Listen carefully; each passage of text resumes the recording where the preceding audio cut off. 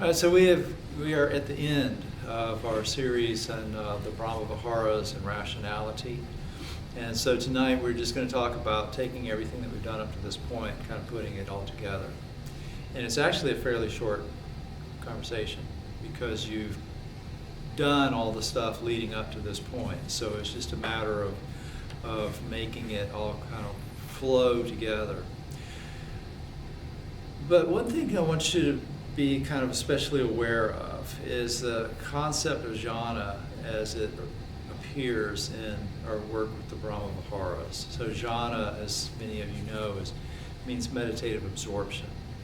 So basically you become absorbed into the object of your meditation.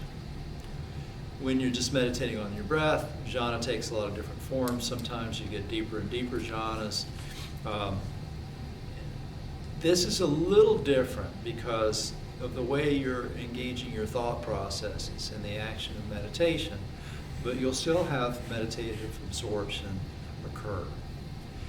And in fact, kind of one of the ways you know that you're cultivating the state of mind that you're trying to cultivate is being aware and sensitive to how this state of absorption changes over the course of your meditation. So when you're doing metta bhavana, we're cultivating goodwill, and you start thinking, may I be happy, you'll get a kind of a blissful feeling of happiness arise in your heart. It's very similar to the blissful feeling that you get when you're just doing breath meditation and your mind settles down to the point that this sort of inner happiness naturally arises. But you're kind of causing this to happen when you start thinking, may I be happy? And you start letting go specifically, deliberately, of animosity and stress, and kind of observing carefully the movements of your mind. This just, you're creating this arising, and so you become absorbed into that. And then this continues generally when you start thinking about your loved one. This tends to kind of naturally continue because you'd like for the person that you're closest to in your life to be as happy as you are, okay? And your friends, it tends to kind of naturally go along too, but then you hit the neutral person and maybe that starts to fade a little bit because you're thinking, well, I don't know. You know, you don't have that natural tendency to want them to be happy. And then you get to the person you're not getting along with, and this wall goes up. Okay? The jhana's gone. So as you work with this, you really ultimately will get to the point where you can sustain that feeling of absorption into goodwill throughout that whole meditation, even through the person that you're having trouble with, even when it comes to all beings. You have this sensation of this wish for happiness, this goodwill flowing out of you without any obstructions. Does that make sense?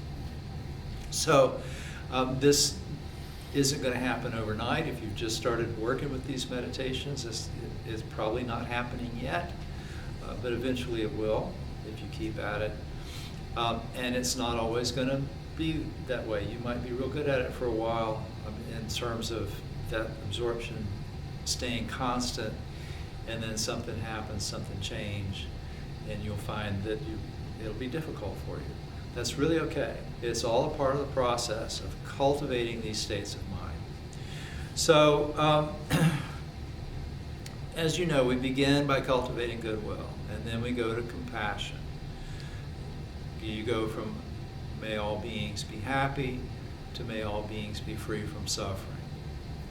And so it's good as you make that transition from goodwill to compassion, to kind of see yourself as receiving the sufferings of the world and sending out relief, comfort, gladness, friendship, those sorts of things toward those who are suffering. And then you go to appreciation, being happy for others' good fortune. So the general feeling of meditative absorption can kind of stay the same through this process. But here's what's going to happen. You've got the guidelines for doing each of these meditations. as you start to work with this and kind of make it your own, you don't have to follow these guidelines exactly. And in fact, when you try to put them all together and cultivate the Brahma Viharas all in one meditation, if you did everything that you've been told to do up to this point, it would be a rather long meditation. Okay. Because may I be happy, may my loved one be happy, my friend, and so on, and then you go through that whole process with the people you have compassion for, and that whole process with the people that you feel, that you want to have appreciation for, and then everything, from the equanimity standpoint. So you probably don't have a couple hours to meditate. And that's okay, because you don't have to do all of that every time. There's a couple of different ways you can kind of approach this process. First, you can do all four of the Brahma Viharas. And usually when I do this now, I'll just kind of think, may I be happy, may all beings be happy. And then everything else goes to all beings. That's really kind of a traditional way to do this. But I've practiced with this quite a bit. So you may want to emphasize one of them in some depth.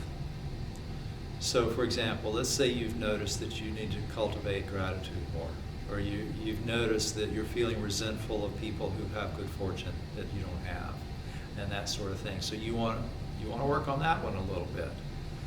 You'd start off with, may I be happy, may all beings be happy. You work on cultivating compassion, and then you do that one, the mudita meditation, with a lot more focused detail. So you pick somebody that you feel happy for, your best friend, and you manifest this mutual gladness for their good fortune. And then you expand out from there to the other people, and including the people you're feeling some resentment for. And then you go to equanimity for all. So that would be one way of doing it.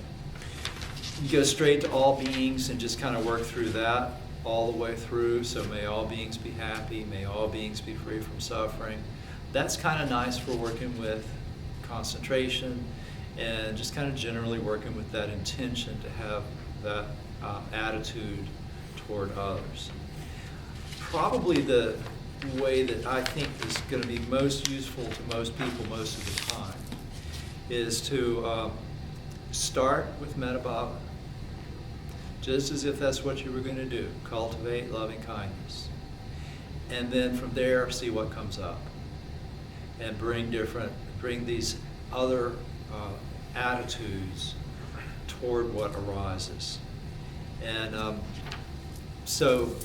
and this is probably the kind of richest and most useful way of doing this most of the time. So you just cultivate loving kindness just the way we always do it. But when you notice that someone comes up that's going through a tough time, that you'd like to help, take that compassion that arises naturally and cultivate that compassion, and then take that and extend it to somebody that you're having some difficulty with. And then extend that to all beings. This is, and I'm going to talk about this point just a little bit more because it's one that people get a little bit hung up on. Compassion tends to arise naturally in response to certain things we see. Right now, if I said the word Kathmandu, compassion's likely to arise in most of your attitudes because you've seen a lot of suffering that's gone on. You identify with that. You would like to do something to help. Some of you probably already written checks or donated online and things like that. So the compassion is arising naturally. So to continue to cultivate compassion for the people in Kathmandu, while that's an okay thing to do, you've already got it, right? So instead, take that and recognize that suffering is present in the lives of others. They may not live in Kathmandu, they might not have gone through an earthquake, but the guy at work who's really getting in your way and got the promotion that you wanted or whatever, also experiences losses, also experiences old age, will die, will be ill, will lose things that he cares about, will be in situations he doesn't like. So take this recognition of compassion for people that are obviously suffering and extend it to those that maybe it's not so easy to feel compassionate for. And then kind of the same thing with, if you notice that someone in your life has had some good fortune. If you're doing this and you're sending goodwill to your best friend, and you start noticing, hey, he just bought a new house, or she just got married, or whatever. Okay, and so go ahead and enjoy this gratitude on their behalf. Okay, being happy for their good fortune, and then again extend that into an area where it's not so easy to feel that appreciation. But then always end up with equanimity. You don't have to spend a ton of time on it, but you've gone through this process now of wanting happiness for others, wanting freedom from suffering for others, being supportive and grateful for others' good fortune. So now recognize that these kinds of things come and go. They rise and fall. You shouldn't cling to them, right? So recognize that all of these good things and all of the bad things are all a result of karma. And so you can temper all of those other feelings with equanimity. There's one other kind of piece of advice I want to make sure you've gotten. When you're working a lot with metta and with compassion, sometimes you can get to this point where it arises so spontaneously when you're not meditating, when you're out in the world, that it can at times maybe even get a little uncomfortable. When I first learned about Tonglen, and I was spending a lot of time with Tonglen, the sight of a dead animal by the side of the road or something would just practically shut me down. I mean, there were times when I thought I was going to have to pull the car over and cry for a while and that kind of stuff, because you become really close to these feelings. And so I asked one of the monks at Wat Florida Dhammaron, what do you do about this kind of stuff? And he said, oh, well, always make sure if you're doing loving kindness that you keep going until you run out of it.